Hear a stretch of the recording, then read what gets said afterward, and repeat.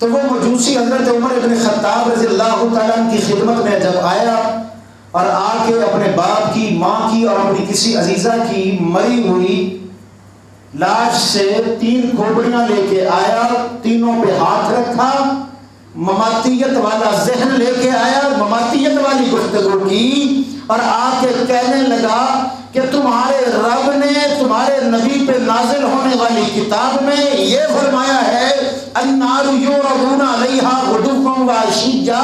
مجھے یہ بتاؤ، میں نے تینوں پہ ہاتھ رکھا، آگ تو کسی پہ ظاہر نہیں ہوئی، ہاتھ تو گرم نہیں ہوا، تینوں کی تینوں ٹھنڈی ہے۔ حضرت علی بن طالب رضی اللہ تعالی عنہ کو پیغمبر علیہ الصلوۃ والسلام کی زبان سے کائنات کے رب نے یہ بشارت سنوائی تھی، فیصلہ سنوایا تھا کہ اقداہم علی، پوری کائنات میں سب سے خوبصورت، سب سے اچھا بہتر فیصلہ کرنے والا داماد نبی سیدہ طیبہ طاہرہ عتیقہ عفیفہ فاطمہ الزہرا کے شوہر انور اور پیغمبر علیہ الصلوۃ والسلام کے چچا زاد بھائی، 6 سال کی عمر میں نبوت کی گود میں آ کے کلمہ پڑھنے والے فخر و سلطنت کے بادشاہ فاتح خیبر حضرت علی بن طالب ہیں۔ حضرت علی بن طالب کو عمر بن خطاب نے بلوایا اور فرمایا اس کا فیصلہ اور اس کا جواب علی بن طالب دیں گے۔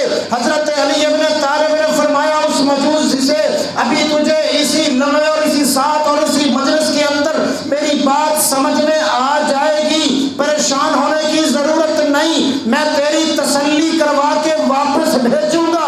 حضرت علی نے فرمایا جاؤ، جا کر لوہا بھی لے کے آؤ، جاؤ جا کر ایک پتھر بھی لے کے آؤ۔ پتھر بھی آ گیا، لوہا بھی آ گیا۔ حضرت علی نے فرمایا مجوسی سے ہاتھ رکھ، لوہا گرم ہے یا ٹھنڈا؟ کہتا ہے ٹھنڈا ہے۔ ہاتھ رکھ، پتھر گرم ہے یا ٹھنڈا؟ کہتا ہے ٹھنڈا ہے۔ لوہا بھی ٹھنڈا، پتھر بھی ٹھنڈا۔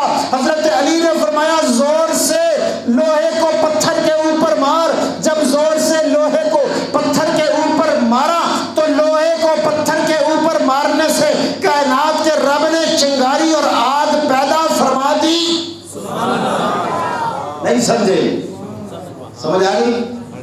جب آگ نکلی نا تو حضرت علی نے بڑا خوبصورت جملہ فرمایا۔ حضرت علی نے فرمایا، حضرت بخاری صاحب دامت برکاتہم، آپ نے یقینی طور پہ پڑھا ہوگا، حضرت علی نے فرمایا دیکھنا لوہا بھی ٹھنڈا تھا اور پتھر بھی ٹھنڈا تھا، اور اس طرح یہ کھوپڑیاں تجھے بظاہر ٹھنڈی نظر آ رہی ہے، جس طرح ان ٹھنڈی چیزوں سے کائنات کا رب آگ نکال سکتا ہے، شدت و حدت و گرمی نکال سکتا ہے اور تیری گناہگار آنکھوں کو دکھلا سکتا ہے۔ کائنات کے رب نے مرنے کے بعد والی زندگی کو برزخ کہا ہے، پردہ کہا ہے۔ اسی طرح کائنات کا رب، تجھے کیا خبر کہ ان کے اندر آگ جل رہی ہو، یہ آگ پر دہک رہے ہو، تجھے خبر ہی نہ ہو۔